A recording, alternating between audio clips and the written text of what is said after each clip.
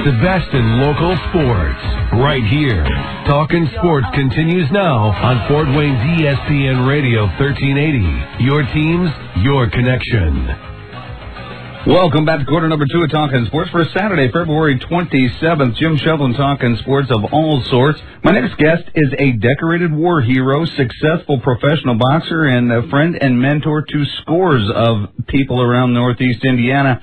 Mr. Ed Placencia. Ed, welcome to Talkin' Sports. Well, thank you. Pleasure to be here. Now, Ed, talk about how you fell in love with the sport of boxing and what's kept you in it, helping all these people for all these years.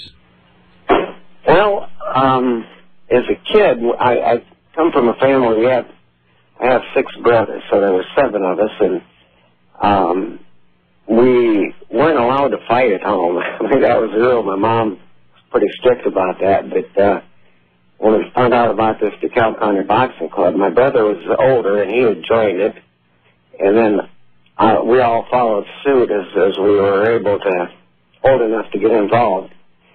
And I found out that you not only get to fight, you got trophies if you won. And it was like going to heaven, I guess, but just gave me a chance to be good at something, I guess. And I know the changes it made in my life. It made me a better person all the way around. I mean, just gave me a lot of confidence. I was able to communicate, travel, to get to compete all over the country. And so I want to just pass that on to kids in the same boat as me. And I can remember my mentor, my coach, Ray Saxer, who started the boxing club. He was the first adult that ever told me that I was really good at something. I could make something of myself. It just made me want to be that much better, work that much harder. And so I know that an adult can have a big impact on kids' lives if they approach them right. So that's the reason I stick at it. That's the reason I continue to do what I do.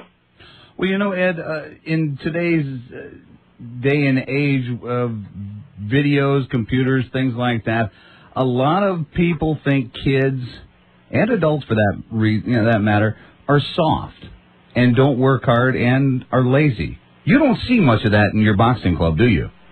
Oh, absolutely not. Any kid that comes down to our club, you know, he might start out that way, but if they stick at it, if they really apply themselves, they've learned what it means to work for something. They've learned what it means to achieve a goal, to attain something that they really want. And there's no chance of being lazy or complacent there. I mean, you either work or you don't. You either get in or you get out. And we don't try to make everybody a champion boxer. We just try to give them an opportunity to better themselves, to make themselves learn how to work, to work with others, to get along, to help one another. And that's my main goal. You know, the boxing is just I'd say just gravy on the potatoes, I guess. I mean, it's just what is extra, what they learn about themselves and being able to get along with others and get themselves in physical condition is what it's all about. To be able to become responsible and achieve a goal, that's what we try to do. And I mean, 90% of our guys will never compete in a boxing match, but they will all compete in life. So that's what we try to get them ready for. Know that, you know, and especially in sports, a guy has to learn that, you know, you don't win them all. It's just like life. It's not going to be gravy all the time. It's not going to be easy all the time. You have to accept the bad times with the good and learn that it's not all that important as long as you've done as well as you could. And Ed, you've had students ranging from kids to adult men and women. But if okay with you, I'd like to read a little something. I did a little research on you, and was able to find one of the members of the club, Mindy Ayton, who I asked her. I said, "What prompted you to join the Dekalb County Boxing Club?" And she wrote back and said, "I actually joined because I heard a couple of coworkers talking about boxing and decided to try it. I started going there at the end of June, 1st of July, and fell in love with it the first session. It is my obsession. The workouts are extremely hard. You end up in a puddle of sweat, but it is totally worth it. Ed is such a supportive coach, is there for you when you need him for support and advice, and it pushes you when you need to be pushed. He is, in my mind, just a wonder. I'm amazed with him and his boxing skills and also the type of person he is. He's always there to help someone out. We'll stay late at the club or open it at different times for people just to let them work out. I've never heard anyone say anything bad about Ed. Everyone loves him. That is a testimonial to you, sir. You can just obviously tell that when people speak of the Dekalb County Boxing Club and you, that you instill a passion for this sport and this lifestyle. And it's all about being confident in you and yourself, and that hard work is what it takes to do anything in life, and that is so impressive. You work with some of the Comets. And talk a little bit about training the Brad McMillans of the world who have to box, let's say, not only box, but on two blades. I mean, obviously balance is one of the biggest components in any sport, in any athletic event. But what's the best advice for training someone like that? Well, those guys are just fantastic to work with because they listen so well. Brad especially, he was just one of the guys that come up, and it was always fun to work with him because he never got tired of getting instruction and following instructions. So it was just really fun working with those guys. Now, from what I understand, you can be from ages 6 to 106 and beyond and be a member of the Dekalb County Boxing Club. Are there openings yet? I mean, and how much does it cost? Well, that's the thing. There's always we're limited in our space, but we always make room for anybody that is really interested in it.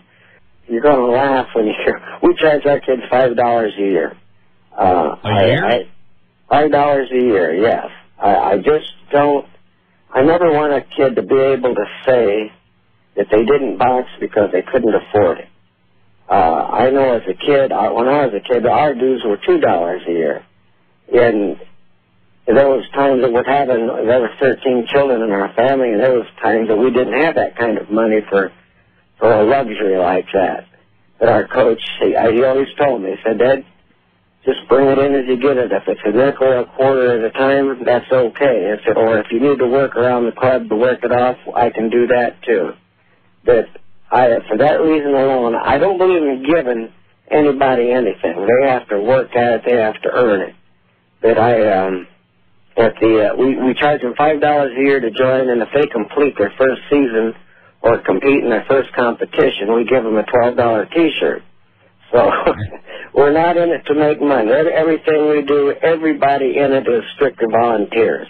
I got old fighters, guys that I used to train as kids that have come back and helped me. Bob Boxell especially. Mm-hmm. He a former boxer of mine, and he has come back now that he's an adult, got a family of his own and a business of his own, and still he comes up and helps me 3 times a week. Scott Hungerford from Fort Wayne, he comes up and helps me because his son got involved, and now he actually trains. So I've always been fortunate to have someone that has been involved, knows the sport, that knows the good it's doing, and volunteers time. We have parents that, offer to drive kids to competitions. A fellow that, where we hold our boxing sessions, he donated the building to us. He doesn't charge us a nickel for it, just because his son was involved when he was a kid. And he has given us that building at no charge because he knows that we're not in it to make any money. This is still my passion, my hobby. If I put monies into something, this is where it goes. And I do quite often when we need equipment, we don't have it from any other place. That's still what I enjoy doing. But so far, Lord's blessed me and always put someone in front of me that's given, that's helped, that's donated, and we still manage to keep the program going.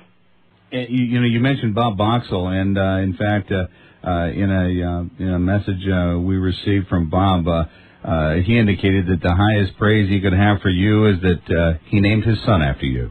So high praise indeed for that. Ed Placencia, thanks so much for joining us this morning on Talkin' Sports. I wish we had a couple hours to talk with you, but thanks so much for joining us this morning, and best of luck. And if anybody's interested in the Dekalb County Boxing Club, I have your number as well, and we will get them in touch with you. Thanks so much. Very good. Thank you very much.